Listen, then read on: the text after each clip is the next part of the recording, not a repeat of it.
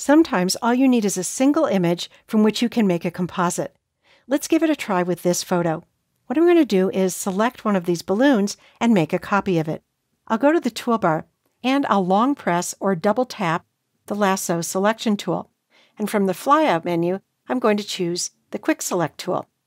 My tool options are docked to the bottom of the toolbar, and you'll see there that the top icon, the Add to Selection icon, is selected. So that means that I can use this tool to drag over the large balloon, I can release my finger, and then I can add to that selection by dragging over the little basket at the bottom. So now that I have the balloon and the basket selected, I'm going to go over to the right side of the screen and tap the three-dot menu in the taskbar, and there I'm going to choose Copy. Then I'll tap Deselect to make the marching ants disappear. I'll tap the three-dot menu again, and this time I'll choose Paste.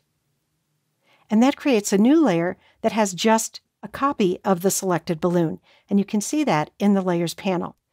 Now I'll tap the Move tool, and with the top layer, the layer with the balloon selected in the Layers panel, I'll click and drag to move the copy of the balloon.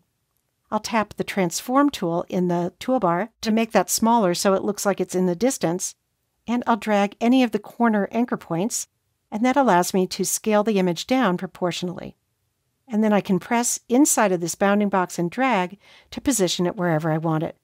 And then I'll tap Done at the top of the image. So that's an overview of how to use selection tools and their options, along with ideas about how you can make a simple composite from a single image here in Photoshop on your iPad.